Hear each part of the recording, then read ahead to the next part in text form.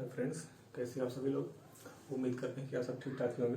तो जैसा कि बायो की बायो की क्लास चल रही थी, तो बायो के अंतर्गत हम आपको डिसीज पढ़ा रहे थे। तो उनमें से इन्फेक्शस डिसीज जो होती है, संक्रामक डिसीज जो हुए थे वो कंप्लीट हो गए थे।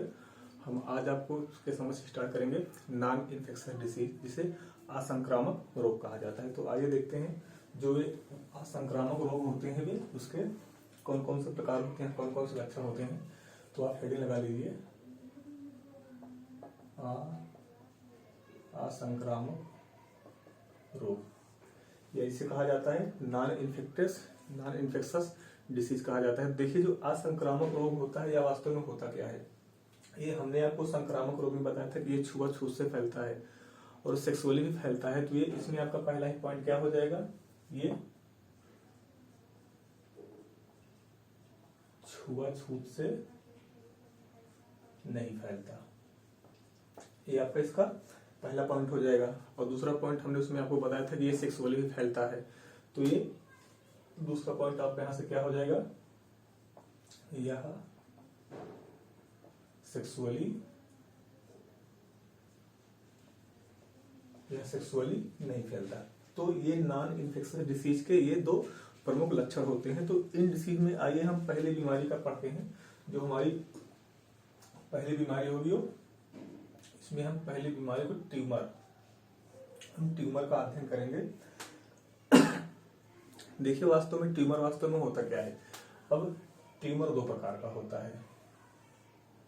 ट्यूमर कितने प्रकार का होता है, एक ट्यूमर दो प्रकार का होता है। पहला जो होता है उसे कहा जाता है मैलिग्नेंट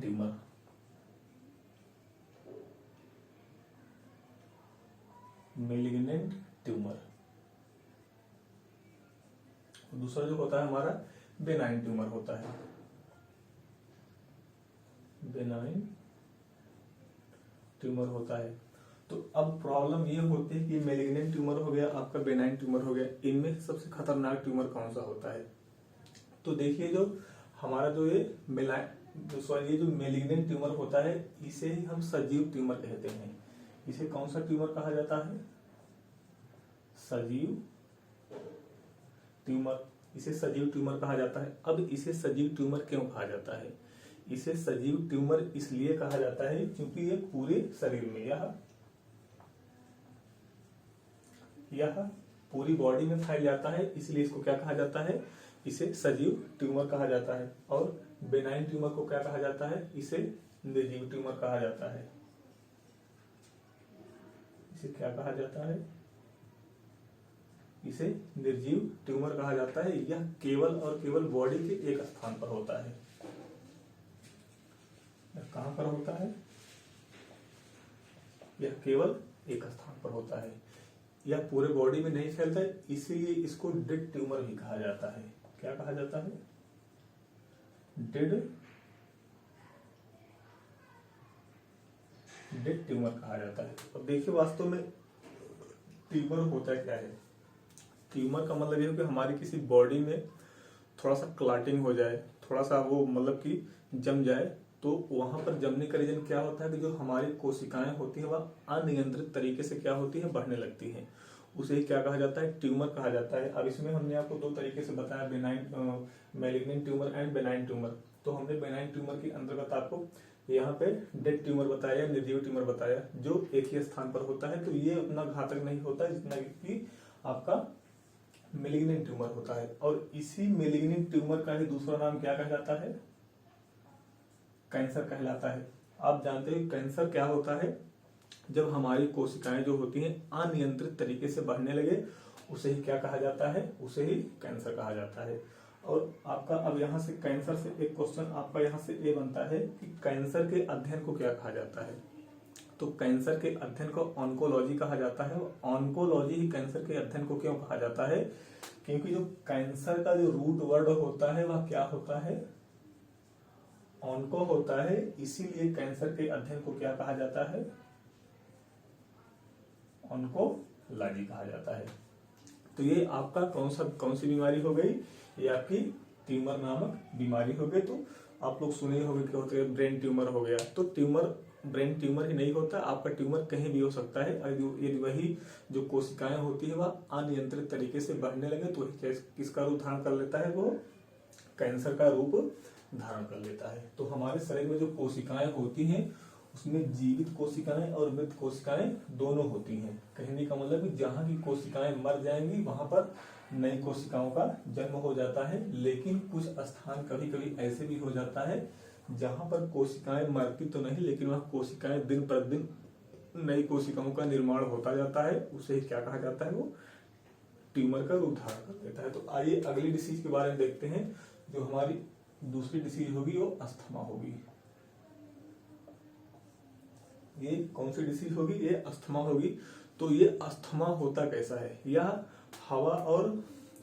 जो हवा और धूल का जो मिश्रण होता है जब हमारी बॉडी के अंदर होता है तो हमें सांस लेने में प्रॉब्लम होती है। इसे क्या कहा जाता है, अस्थमा कहा जाता है। और पूछा भी ये जाता है कि जो अस्थमा नामक डिसीज होती है किसको प्रभावित करती है, तो हमारे किसको प्रभावित करती है, लंग्स को प्रभावित करती है, फेफड़े को प्रभावित करती है। यह किसको प्रभावित करती है, यह फेफड़े को प्रभावित करती है। और ये किसके कारण होती है, तो यह एयर एवं डस्ट, हवा और धूल का जो मिश्रण होता है वही जो हमारे बॉडी में नाक के द्वारा जो हमारे बॉडी में प्रवेश करता है तब हमको क्या होने लगती है, एलर्जी होने लगती है। हमें क्या होने लगती है, एलर्जी होने लगती है, जिसे क्या कहा जाता है, अस्थमा कहा जाता है। अब आ जाइए नेक्स्ट डिसीज की ओर। ये आपका अस्थमा हो गया। तो जो हमारी अगली बीमारी होगी जो 3 नंबर पे आएगी उसे कहा जाता है हार्ट फेल। ये हमारी कौन सी बीमारी होगी, हार्ट फेल होगी। अब जो हार्ट फेल बीमारी है यानी कितने प्रकार की होती है, 2 प्रकार की होती है। एक तो आपका हो जाएगा हार्ट अटैक हो जाएगा और दूसरा आपका कौन सा हो जाएगा, कार्डियक अरेस्ट। पहला क्या होगा, हार्ट अटैक, ये आपकी पहली डिसीज हो जाएगी। और दूसरी डिसीज क्या होगी, यहाँ पे हार्ट फेल में कार्डियक अरेस्ट, ये आपकी सेकंड नंबर की डिसीज हो गई। तो देखिए जो हार्ट अटैक होता है, हार्ट अटैक में समस्याएं क्या होती है, जो हमारा जो सर्कुलेशन सिस्टम है, मतलब सर्कुलेशन सिस्टम में क्या होती है, वो प्रॉब्लम होने लगती है। तो यहाँ पे आप लिखिए रक्त परिसंचरण तंत्र में समस्याएं, रक्त परिसंचरण तंत्र में समस्याएं। ये तो आपका हार्ट अटैक में पहला पॉइंट हो गया। अब अगर दूसरे पॉइंट की ओर बढ़े तो फैट का बढ़ना, फैट का बढ़ना। अब फैट के बढ़ने का मतलब ये होता है कि हमारे जो नसों में हमारी नसों में फैट का जम जाना। जब हमारी नसों में फैट जम जाएगा तो हमारी हार्ट बीट क्या हो जाएगी, वो रुक जाएगी। इससे भी क्या हो सकता है, आपको हार्ट अटैक की बीमारी हो जाएगी। और तीसरा इसका मेन कारण, जिसको डायबिटीज हुआ रहता है उसको भी हार्ट अटैक आने के चांसेस बढ़ जाते हैं। डायबिटीज का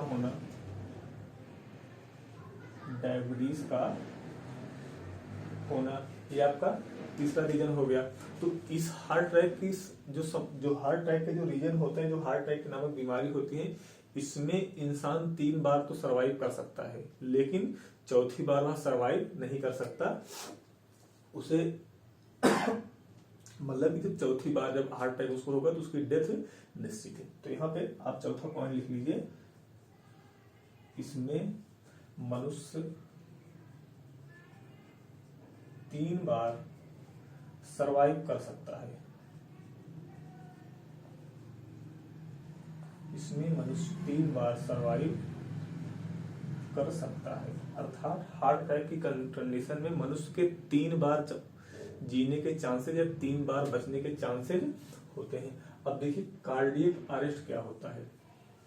अब देखिए कार्डियक अरेस्ट का मतलब क्या होता है कि इस हमने बताया कि हार्ट अटैक और कार्डियक अरेस्ट हमने बताया कि हार्ट अटैक में मनुष्य 3 बार सरवाइव कर सकता है, लेकिन कार्डियक अरेस्ट में उसे सरवाइव करने की संभावनाएं खत्म हो जाती हैं। हम जानते हैं कि हमारी जो हार्ट बीट होती है वो कितना होती है, 72 बार पर मिनट होती है। तो कार्डियक अरेस्ट की जब संभावनाएं होती है तो उसमें जो हमारी हार्ट बीट होती है वह 120 मैक्सिमम कितनी होती है, 120 होती है, 120, 150, 180 या 200 के पार पहुंच जाती है। तो यह क्या होता है, जो हमारा कार्डियक अरेस्ट होता है, इसलिए ज्यादा खतरनाक होता है। और ये वास्तव में होता कैसे है, जैसे हमको स्ट्रेस की अवस्था हो जाए, तनाव की संभावना हो जाए, जब तनाव की स्थिति होती है तब यह होता है। या तो हम अधिक मात्रा में ड्रग्स वगैरह का सेवन करने लगे, क्या करें, हम अधिक मात्रा में ड्रग्स वगैरह का सेवन करने लगे, तो उन सब कंडीशन में हमको कौन सी डिसीज हो जाएगी, वो कार्डियक अरेस्ट हो जाएगी। तो ये तीसरी बीमारी आपकी कौन थी, हार्ट फेल की बीमारी थी। आप इसका स्क्रीनशॉट ले लीजिए। हम नेक्स्ट डिसीज की ओर आगे बढ़ते हैं। देखिए, ये तो हमारी हो गई नॉन इन्फेक्शियस डिसीज हो गई। आइए अब हम जो अगली हमारी जो डिसीज होगी, जो अगले डिसीज का प्रकार होगा, वो होगा जेनेटिक डिसीज या आनुवांशिक रोग जिसे कहा जाता है। जेनेटिक डिसीज या इसे ही आनुवांशिक रोग कहा जाता है।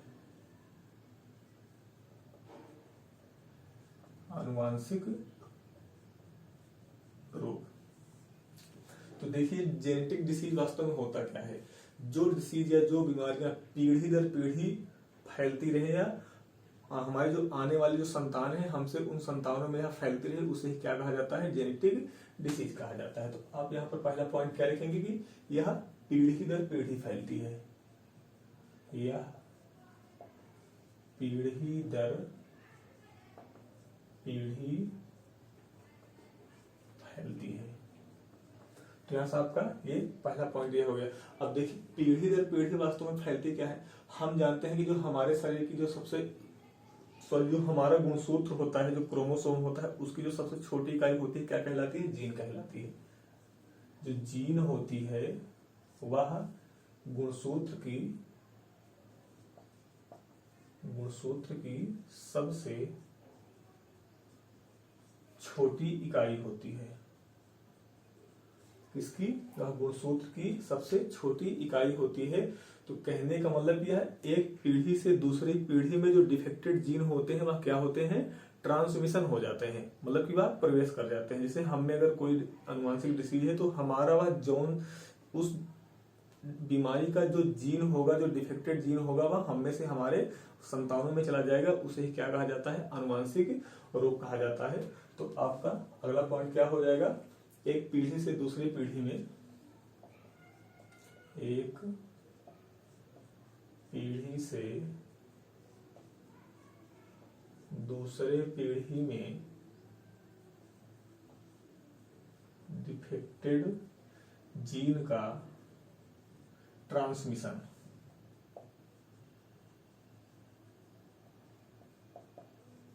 एक पीढ़ी से दूसरे पीढ़ी में डिफेक्टेड जीन का ट्रांसमिशन, उसे ही क्या कहा जाता है, जेनेटिक डिसीज कहा जाता है। तो हम जानते हैं जो हमारे शरीर में गुणसूत्रों की संख्या जो होती है वो कितनी होती है, हमारे शरीर में कुल कितने गुणसूत्र पाए जाते हैं, वो 23 जोड़ी होते हैं। और हम ये भी जानते हैं कि 23 जोड़ी गुणसूत्र होते हैं, वह 2 प्रकार के होते हैं। एक को तो कहा जाता है एलोसोम और दूसरे को कहा जाता है ऑटोसोम। ऑटोसोम और एलोसोम, ये 2 प्रकार के गुणसूत्र होते हैं। तो जो ऑटोसोम होता है, कहने का मतलब कि 22 जोड़ी तक, जो 22 जोड़ी तक क्रोमोसोम होते हैं या गुणसूत्र होते हैं, उन्हें ही क्या कहा जाता है, ऑटोसोम कहा जाता है। जो मेल एवं फीमेल में क्या हो, सेम है। और यह होता क्या है, यक्स और यक्स होता है। 22वें जोड़ी तक जो हमारा गुणसूत्र होता है उसे ही ऑटोसोम कहा जाता है। जो मेल फीमेल में क्या होता है, सेम होता है, जो क्या होता है, यक्स और यक्स होता है। और जो एलोसोम होता है वह कितने पेयर होता है, सिर्फ 1 पेयर होता है। यह सिर्फ और सिर्फ 1 जोड़ी होता है, वो भी कौन सा, 23वां जोड़ी। जो हमारा 23वां जोड़ी गुणसूत्र होता है उसे क्या कहा जाता है, एलोसोम कहा जाता है। और यह वास्तव में होता क्या है, यक्स और वाई होता है। तो इस प्रकार से हमने क्रोमोसोम के या गुणसूत्र को हमने डिवाइड कर दिया और इस एलोसोम को ही इसे सेक्स क्रोमोसोम के नाम से जाना जाता है। सेक्स क्रोमोसोम के नाम से जाना जाता है या इसे लिंग गुणसूत्र के नाम से जाना जाता है हिंदी में। लिंग गुणसूत्र के नाम से जाना जाता है क्योंकि मनुष्यों में लिंग का निर्धारण करने का कार्य कौन करता है? एलोसोम करता है, इसलिए इसको लिंग गुणसूत्र के नाम से जाना जाता है। तो आप इतना स्क्रीनशॉट ले लीजिए, हम आगे चलते हैं। तो आइए देखते हैं जो ये गुणसूत्र होते हैं मेल और फीमेल में वो कौन कौन से होते हैं। तो यहाँ पे देखिए जो हमने बताया था कि जो 23वां जोड़ी गुणसूत्र होता है वही क्या होता है? एलोसोम होता है। यही कौन सा होता है? ये एलोसोम होता है। तो इसमें से मेल हो जाएगा और फीमेल हो जाएगा। तो हमने अभी आपको बताया था जो ऑटोसोम होता है मेल एंड फीमेल दोनों में क्या होता है? सेम। मेल और फीमेल दोनों में क्या होता है? वो सेम होता है। अब यहाँ से देखिए मेल में क्या हो जाएगा? ये XY हो जाएगा और फीमेल में क्या हो जाएगा? ये X और X हो जाएगा। तो हमने जेनेटिक डिसीज के अंतर्गत आपको ये बताया कि जो क्रोमोसोम होते हैं उसकी सबसे छोटी इकाई कौन सी होती है? वो जीन होती है। और यही जो हमारा जो डिफेक्टेड जीन होता है वही एक पीढ़ी से दूसरी पीढ़ी में क्या करता है? ट्रांसमिशन करता है। इसे क्या कहा जाता है? जेनेटिक डिसीज कहा जाता है। तो आइए अब हम देखते हैं कि वो जो जीन डिफेक्टेड होते हैं वो कैसे होते हैं, कौन कौन सी बीमारियों में कौन से जीन क्या होते हैं वो डिफेक्टेड होते हैं। तो यहाँ पे हमारी जो पहली बीमारी, हमारी यहाँ पहली बीमारी को ले रहे हैं डायबिटीज। हमारी जो पहली बीमारी होगी डायबिटीज होगी। तो इसमें ये पूछा जाता है कि जो डायबिटीज नामक बीमारी होती है यह ओनली मेल में हो सकती है या फीमेल में हो सकती है। इससे प्रभावित होने वाला जीन कौन सा होता है? तो ये जो ये एक्स को क्या करता है? ये डिफेक्ट करता है। जब यह एक्स को डिफेक्ट करेगा तो यह मेल और फीमेल दोनों में हो जाएगा, क्योंकि एक्स जो होता है मेल और फीमेल दोनों में होता है। अगर यही वाई को डिफेक्ट करता तो यह केवल और केवल किस में होता? मेल में होता है, फीमेल में ना होता, क्योंकि यह केवल और केवल मेल में पाया जाता है। तो इस तरीके से हमारा पहली डिसीज कौन सी होगी? ये डायबिटीज होगी। आइए हम अगली बीमारी की ओर चलते हैं। जो हमारी अगली डिसीज होगी वह बाल्डनेस होगी। बाल्डनेस, जिसे हिंदी में गंजापन कहा जाता है। इसे क्या कहा जाता है? गंजापन कहा जाता है। तो आप केयर किए होंगे जो बाल्डनेस नामक जो बीमारी होती है, जो बाल्डनेस डिसीज होती है, वह मोस्टली किसमें देखने को मिलती है? पुरुषों में देखने को मिलती है। तो अब आप ये बताइए कि इसमें एक्स जीन डिफेक्ट होगा कि वाई जीन डिफेक्ट होगा? तो इसमें जो डिफेक्टेड जीन होता है वह कौन सा होता है? वो वाई होता है। वाई जीन के डिफेक्ट होने का के कारण ही हमेशा जो गंजापन होता है या बाल्डनेस होता है वह किसमें होता है? ओनली मेल में होता है। किसमें होगा? ये केवल और केवल मेल में होगा। अगर अब आपसे क्वेश्चन ये पूछ लिया जाए कि जो जेनेटिक डिसीज होती हैं उनमें गैप हो सकता है, कहने का रीजन ये होगा कि अगर हमें कोई जेनेटिक डिसीज है तो हमारी जो आने वाली पीढ़ी है क्या उसमें इसके होने की संभावना हो सकती है या उसमें गैप होकर अगली पीढ़ी में यह बीमारी आ सकती है। तो आइए इसको समझ लेते हैं कि गैप कैसे होता है और गैप कब होता है और गैप कब नहीं होता है। हम मान लीजिए यहां पर डायबिटीज ले रहे हैं। हम यहां पर डायबिटीज नामक बीमारी ले रहे हैं। डायबिटीज नामक बीमारी ले रहे हैं। अब हमने आपको बताया कि डायबिटीज में कौन सा जीन डिफेक्ट होता है? डायबिटीज में एक्स जीन क्या होता है? वो डिफेक्ट होता है। अब यहां पर आप एक मेल को ले लीजिए और एक फीमेल को ले लीजिए। ये कौन सा हो गया? ये मेल हो गया, ये फीमेल हो गई। तो हमने यहां पर मेल और फीमेल को ले लिया। अब मान लीजिए कि जो मेल है या डायबिटीज का पेशेंट है, क्योंकि हमने भी बताया कि एक्स जीन क्या होती है? डिफेक्ट होती है, खराब होती है। तो हमने यहाँ पर एक्स जीन को क्या कर दिया? डिफेक्ट कर दिया। अब आप यहाँ से क्रॉस करवा दीजिए यक्स मेल का क्रॉस यक्स फीमेल से कराएंगे तो यक्स और यक्स आएगा। और देखिए यहाँ पे यक्स जीन क्या है, डिफेक्टिव है। अगर यहाँ से यक्स जीन डिफेक्टिव है तो वो डिफेक्टिव जीन यहाँ भी तो चला आएगा, तो क्या होगा, ये डिफेक्टिव हो गया। अब फिर इस यक्स का क्रॉस आप इस यक्स से करा दीजिए, ये भी क्या हुआ, यक्स और यक्स हो गया। अब यहाँ पर देखिए ये यक्स क्या है, डिफेक्टिव है, तो ये भी यक्स तो डिफेक्टिव हो जाएगा। तो इस प्रकार से एक का तो हो गया। अब इस y को आप इस x के साथ करवा दीजिए, तो क्या हो गया, x और y हो गया। अब पुनः इस y को आप इस x के साथ क्रॉस करवाएंगे तो x और y हो गया। अब देखिए x और x। अब आप यहां से ये बताइए, ये जो दोनों हैं ये मेल होंगे कि फीमेल होंगे, ये क्या होंगे, ये फीमेल होंगे। ये क्या हो जाएंगे, फीमेल हो जाएंगे। ये क्या हो जाएंगे, मेल हो जाएंगे। ये क्या होंगे, मेल होंगे। तो कहने का मतलब ये हुआ कि इस पीढ़ी में डायबिटीज नामक बीमारी दिखी, ये पीढ़ी 1 हो गई, F1 हो गया। तो इस पीढ़ी में डायबिटीज नामक बीमारी दिखी, तो इस पीढ़ी में डायबिटीज नामक बीमारी तो नहीं हुई, क्योंकि 50% लड़कियां होने की संभावना है और 50% लड़के होने की संभावना है। तो जो भी लड़कियां होंगी वह क्या होंगी, वाहक होंगी। जो भी लड़कियां होंगी वो क्या होंगी, वाहक होंगी। लेकिन जितने भी लड़के होंगे वह क्या होंगे, सेफ होंगे, उनको डायबिटीज नामक बीमारी नहीं होगी। तो क्या हो गया, ये गैप हो गया। और क्वेश्चन आपका ये भी बनता है कि किस तरीके का जीन प्रभावित होता है, तब मतलब जेनेटिक डिसीज में गैप आ जाता है। तो जब ये यक्स जीन डिफेक्ट होगा, यक्स जीन डिफेक्ट होगा तभी गैप आएगा, अन्यथा गैप आने की कोई संभावना नहीं होती। अर्थात कहने का मतलब ये हुआ कि अगर हमारा वाई जीन डिफेक्टिव है तो हमारी आने वाली पीढ़ी में गैप नहीं हो सकता। तो ये आपका कंफ्यूजन दूर हो गया।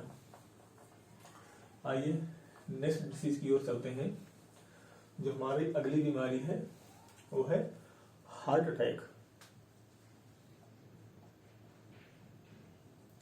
Heart attack. अब देखिए इसमें भी जो डिफेक्टिव जीन होता है वह क्या होता है, यक्स होता है। अगर डिफेक्टिव जीन यक्स हुआ तो ये मेल और फीमेल दोनों में आ सकता है, मेल और फीमेल दोनों में आ सकता है। अब मेल और फीमेल दोनों में आने का रीजन यह हुआ कि यक्स जीन क्या है, डिफेक्ट है। लेकिन यह मोस्टली किस में आता है, मेल में आता है, फीमेल में बहुत कम ही देखने को मिलता है। अब आप यहां से यक्स का मतलब ये समझ लीजिए कि अब हमने एक मेल ले लिया, हमने एक फीमेल ले लिया। अगर इसका एक ही यक्स डैमेज है तो उसको यह बीमारी नहीं होगी, लेकिन पुरुष का अगर एक यक्स डैमेज हो गया तो उसको बीमारी हो जाएगी। क्योंकि यहाँ पर यक्स और वाई है, दोनों अपने आप में 100% माने जाते हैं। अब यहाँ पे दोनों क्या है, यक्स और यक्स ही है, तो ये दोनों क्या होते हैं, 50-50 माने जाते हैं। तो इसलिए अगर यहाँ पर दोनों यक्स डिफेक्टिव होगा यह तभी उनको हार्ट अटैक आएगा, अन्यथा उनको हार्ट अटैक नहीं आएगा।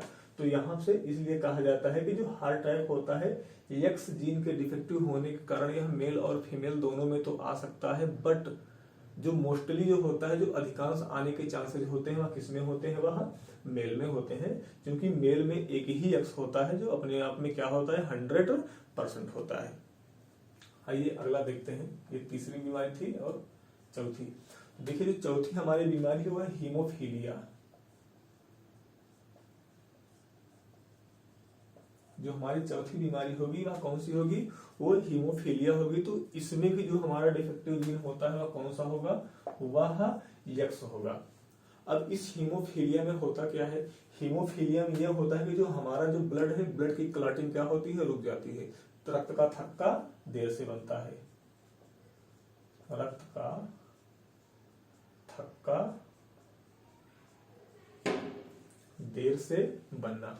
अब देखिए ये रक्त का थक्का देर से बनता है इस हीमोफीलिया नामक डिसीज में। और इस हीमोफीलिया नामक डिसीज को और किस नाम से जाना जाता है, जिसको रॉयल डिसीज के नाम से जाना जाता है। किस नाम से जाना जाता है, रॉयल डिसीज। इसे रॉयल डिसीज क्यों कहा जाता है, क्वेश्चन ये भी तो बनता है, इसे रॉयल डिसीज क्यों कहा जाता है। तो इसे रॉयल डिसीज इसलिए कहा जाता है कि यह सर्वप्रथम रानी एलिजाबेथ के खानदान में देखा गया था। ये जो हीमोफीलिया है यह सर्वप्रथम किसके खानदान में देखा गया था? तो यह एलिजाबेथ के खानदान में देखा गया था, इसलिए इसको क्या कहा जाता है? रॉयल डिसीज कहा जाता है। अब देखिए, आप लोग जानते हैं कि जो रक्त का थक्का बनता है वह फैक्टर 9 के कारण ही रक्त का थक्का बनता है। और फैक्टर कौन सा होता है? फैक्टर 9। मतलब कि जो हमारी बॉडी में जो फैक्टर 9 पाया जाता है वह भी रक्त के थक्का जमने के लिए जिम्मेदार होता है। तो इस फैक्टर 9 की खोज किसने की थी? तो क्रिसमस नामक एक वैज्ञानिक थे। क्रिसमस नामक एक वैज्ञानिक थे, उन्हीं वैज्ञानिक ने इस फैक्टर 9 की खोज की थी, इसलिए इस बीमारी को क्रिसमस डिसीज भी कहा जाता है। क्या कहा जाता है? क्रिसमस डिसीज के नाम से भी जाना जाता है। तो ये आपका हीमोफीलिया हो गया। आइए अब नेक्स्ट डिसीज की ओर चलते हैं। देखिए, जो हमारी अगली बीमारी होगी, जो 5वीं नंबर की बीमारी होगी, वह कलर ब्लाइंडनेस होगी। कलर ब्लाइंडनेस, जिसे वर्णांधता के नाम से जाना जाता है। इसे किस नाम से जाना जाता है? इसे वर्णांधता के नाम से जाना जाता है। अब देखिए, ये जो वर्णांधता नामक बीमारी होती है या कलर ब्लाइंडनेस नामक जो बीमारी होती है, यह कहाँ पर होती है? हमारे आंखों से संबंधित होती है। तो हमारे आंखों में 2 सेल्स पाए जाते हैं, एक कोन सेल पाया जाता है और एक रॉड सेल पाया जाता है। तो किससे प्रभावित करता है? जो हमारी आंख का कोन सेल होता है, यह उसे ही क्या करता है? डिफेक्ट कर देता है। जो कोन सेल होता है या इसे ही क्या कर देता है? वो डिफेक्ट कर देता है। और कोन सेल ही क्यों डिफेक्ट होता है? क्योंकि जो कोन सेल होता है वह दिन के लिए जिम्मेदार होता है, जो रॉड्स होते हैं वो रात के लिए जिम्मेदार होते हैं। आइए समझ लीजिए इसको। ये मान लीजिए हमारी आंख हो गई, तो हमने अभी आपको बताया कि इसमें कितने सेल पाए जाते हैं? इसमें 2 सेल पाए जाते हैं, एक कोन होता है और दूसरा रॉड होता है। तो ये जो कोन होता है यह दिन में देखने के लिए जिम्मेदार होता है, या प्रकाश लिख लीजिए, यह प्रकाश में देखने के लिए जिम्मेदार होता है। कहने का मतलब कि जो प्रकाश में हम कोई भी चीज देखते हैं तो उसमें एक्टिव कौन होता है? वो कोन सेल एक्टिव होता है। और अगर हम डार्कनेस में या अंधकार में हम अंधकार की बात करें तो उस समय देखने के लिए कौन जिम्मेदार होता है? वह रॉड सेल जिम्मेदार होता है। तो इसलिए कहा जाता है कि कलर ब्लाइंडनेस में हमारी कौन सी सेल डिफेक्ट होती है? वो कोन सेल डिफेक्ट होती है। तो ये जो कलर ब्लाइंडनेस होता है वह कितने प्रकार का होता है? तो ये जो कलर ब्लाइंडनेस होता है वह 2 प्रकार का होता है। कितने प्रकार का होता है?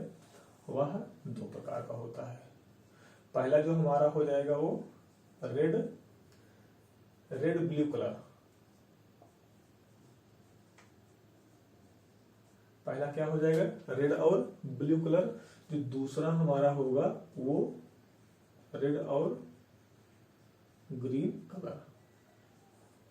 रेड ब्लू कलर और रेड ग्रीन कलर, या लाल और नीला कलर, या और लाल और हरा कलर। तो देखिए, जो रेड और ब्लू कलर होता है, इस कंडीशन में जब उस इंसान को बिहेव करना होता है तो क्या करता है? वो सारी चीजें क्या होती है? पीली दिखाई देती है। किस कलर की दिखाई देंगी? पीली दिखाई देंगी। लेकिन जब लाल और हरे की बात आ जाती है तो इस कंडीशन में क्या होता है? तो सभी चीजें काली दिखाई देने लगती हैं। कहने का मतलब कि वह रेड और ब्लू में डिफरेंस नहीं कर सकता और रेड और ग्रीन में डिफरेंस नहीं कर सकता। इसीलिए कहा जाता है कि जो कलर ब्लाइंडनेस के जो बीमार लोग होते हैं उनको रेलवे में नौकरी मिलना क्या होता है? वो थोड़ा सा डिफेक्टिव हो जाता है। तो क्योंकि वहां पर क्या होता है? रेड और ग्रीन का ही ज्यादा फर्क करना पड़ता है, तो इसलिए उसमें ये कलर ब्लाइंडनेस जो बीमारी होती है उसको ठीक तरीके से उसकी जांच पड़ताल की जाती है। तो ये आपका वर्णांधता नामक डिसीज हो गया। आइए नेक्स्ट की ओर चलते हैं। देखिए, जो हमारी अगली बीमारी होगी वो कौन सी हो जाएगी? वो एल्बिनिज्म हो जाएगी। 6 नंबर की जो इसमें भी पूछता है कि कौन सी वो जीन क्या होता है, डिफेक्ट होता है, तो इसमें भी आपका जो एक्स जीन होता है वो क्या हो जाएगा, वो डिफेक्टिव हो जाएगा। आइए नेक्स्ट देखते हैं एल्बिनिज्म। ये देखिए जो एल्बिनिज्म नामक जो बीमारी होती है, इसमें क्या होता है कि पूरी बॉडी क्या होती है, व्हाइट हो जाती है। पूरा शरीर जो होता है वो क्या होता है, सफेद हो जाता है। और इसमें पूरे बॉडी के सफेद होने का रीजन क्या होता है कि हमारी बॉडी में एक हार्मोन स्रावित होता है जिसे मेलानिन कहा जाता है,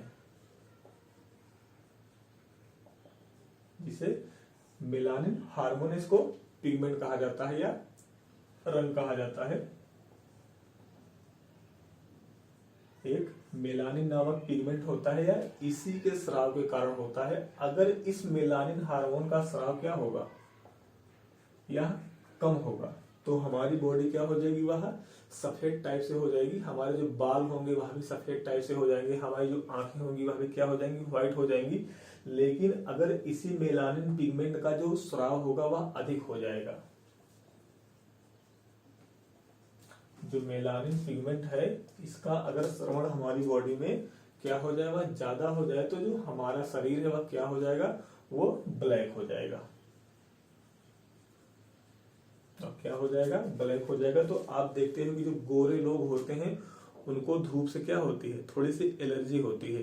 तो उनको धूप से एलर्जी इसलिए होती है कि क्योंकि उसमें जो मेलानिन नामक पिगमेंट है उसका स्रवण क्या हो रहा है, वो कम हो रहा है। और ये जो मेलानिन नामक पिगमेंट होता है इसका जो श्रवण होता है अगर ये ज्यादा होगा तो हमारी बॉडी क्या हो जाएगी, वो थोड़ी सी ब्लैक हो जाएगी। लेकिन यह जो अल्ट्रावायलेट वेव होता है, जो अल्ट्रावायलेट किरणें होती हैं, जो यूवी किरणें होती हैं, यह उनसे क्या करता है, हमारी रक्षा भी करता है। यह अल्ट्रावायलेट किरणों से हमारी क्या करता है, ये रक्षा करता है। तो इसलिए ये जिम्मेदार किसके लिए होता है, ये बॉडी को मतलब फेयर और ब्लैक बनाने में शरीर को की जिम्मेदार कौन होता है, ये मेलानिन नामक पिगमेंट होता है, जिसके कम श्रवण के कारण पूरी बॉडी क्या होती है, वो सफेद हो जाती है। तो इसी बीमारी को क्या कहा जाता है, एल्बिनिज्म नामक बीमारी कहा जाता है। तो ये आपकी 6 डिसीज हो गई। आइए एक लास्ट देख लेते हैं इस सेशन में, फिर अगला कल होगा। देखिए जो हमारी जो अगली बीमारी होगी वो थैलीसीमिया, 7 नंबर की जो डिसीज होगी, कौन सी बीमारी होगी, वो थैलीसीमिया होगी। तो ये भी पूछा जाता है कि थैलीसीमिया नामक बीमारी होती है, इसमें डिफेक्टेड जीन कौन सा होता है, तो इसमें आपका डिफेक्टेड जीन कौन सा हो जाएगा, वो एक्स हो जाएगा। अब देखिए जो थैलीसीमिया नामक डिसीज होता है इसमें वास्तव में होता क्या है, तो इस कंडीशन में ये होता है कि जो हमारा जो बोन मैरो होता है